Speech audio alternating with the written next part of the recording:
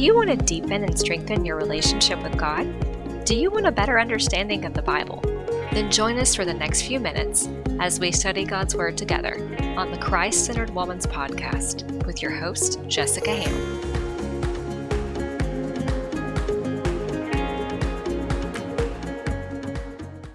Hello, and welcome to the Christ-Centered Woman's Podcast.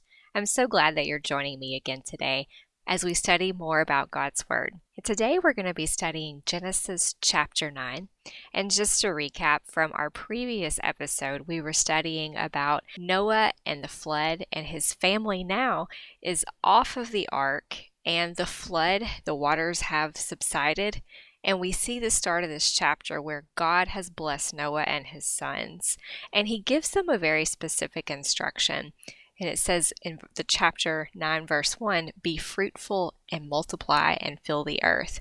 And what is interesting here is we also see this same commandment given later in the chapter in verse 7, where he says, as for you, be fruitful and multiply. Now, in my Bible, again, I love Bible marking, I have verses 1 through 7 marked as commandments. And this is just to let me know that in this part, God has given commandments that he wants Noah to follow. If we look at verse 2, we start to see more about this. We see that God designed animals to have a fear of man. Now, if we look at this, there are some Bible scholars that indicate there may have been a change in the humans' relationships to the animals.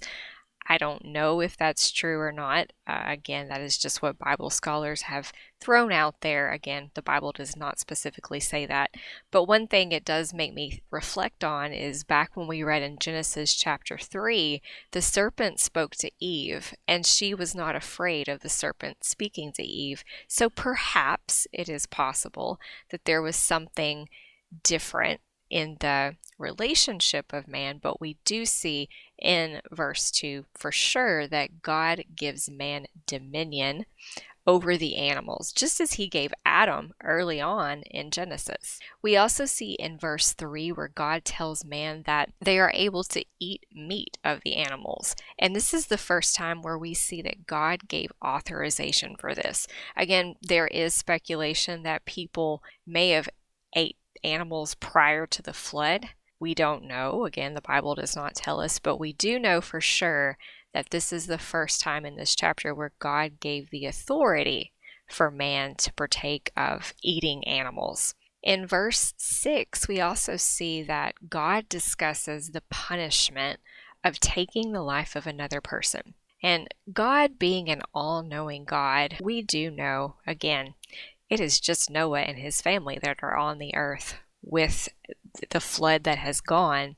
But God, again, being an all-knowing God, he knew that sin would happen again. And so he knew the sinful nature of man, and so he does draw this stipulation. And again, I've already talked about in verse 7 where he gives this same commandment of being fruitful and multiplying. And again, he told Adam and Eve this same commandment in Genesis chapter 1, verse 28. Expanding on this point a little bit more about being fruitful and multiplying, today we are also expected in the terms of spiritually to be fruitful and multiply, or to be fruitful and grow. And we see this reflected in the New Testament when we read John chapter 15. The whole chapter talks about Christ being the true vine, but I did want to highlight one passage out of John chapter 15 in verse 5, where Jesus has said, I am the vine, you are the branches. He who abides in me, and I in him, bears much fruit, for without me you can do nothing. And so I think as we look at this, we see the importance not only as it's reflected in what we're studying, Genesis chapter 9, but also today being able to talk to others about Christ and to bring others to Christ so that they can also have eternal salvation. And continuing with my Bible marking, in verses 8 through 17, I have the word covenant written. And if you'll look in verses 8 and 9, we see a covenant is existing between God and Noah. Now, in common society, we associate a covenant as something as an agreement between two people. But I did want us to pay attention to this because in verse 9, I'm using again New King James Version of the Bible. We see where it says my covenant, and my is capitalized. My covenant with you. And I have this also underlined because I want to be able to remember that God is not an equal to us. A lot of times when we associate our everyday agreement between two parties, we may think that, but this does not mean that God and Noah are equals. What we see happening here, though, is God is showing mercy.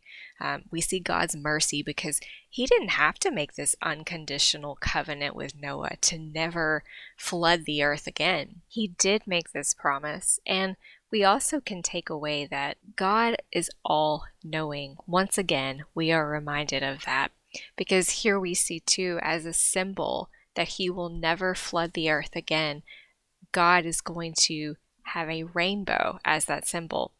And this is not for God to remember, this is for man to remember, because as we see, man quickly forgets the things that they are to do, but God, he always keeps his promises. And as we continue on in this chapter, in verses 18 through 29 in my Bible, I have the word cursed written.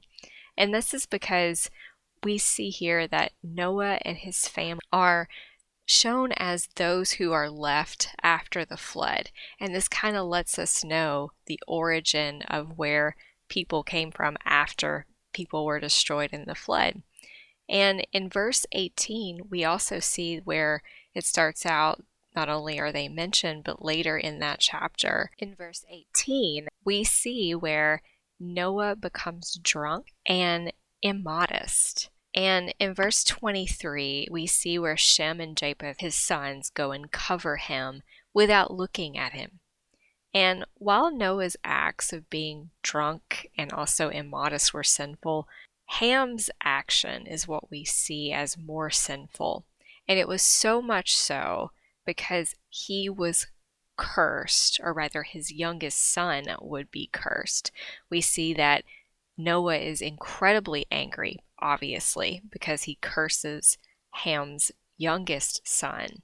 And why Canaan, Ham's youngest son, was cursed, there are a lot of guesses as to why, but the Bible does not tell us. And as we continue our study, it is important to know that Ham's son Canaan is where the Canaanites that we will read about later came from.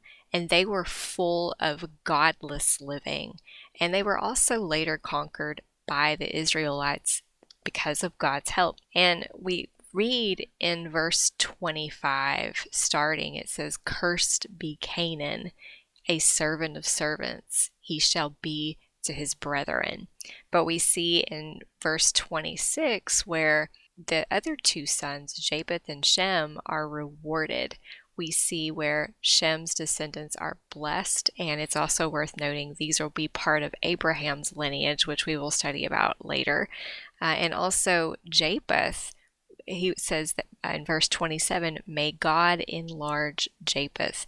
And so what we see here later will also be his territories from his ancestry are expanded.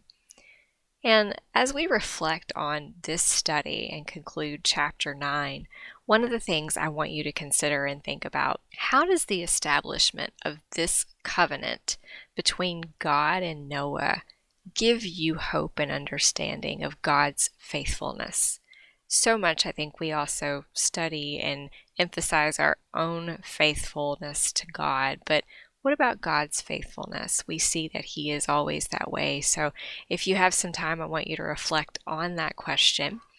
And I'm going to leave us with a reading from Psalm chapter 1, verse 3, because we have been talking a lot about bearing fruit. And I think it's only fitting for us to read this particular passage.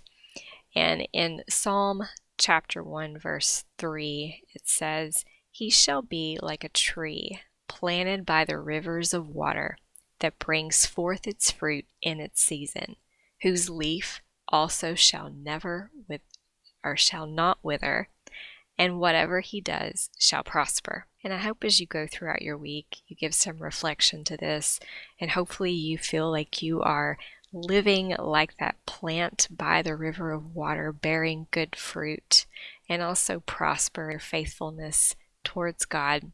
And until we meet next time, I hope you have a wonderful week. Thank you for listening and studying with me today. I hope that you have a blessed rest of your day. And remember, in all that you do, keep Christ-centered.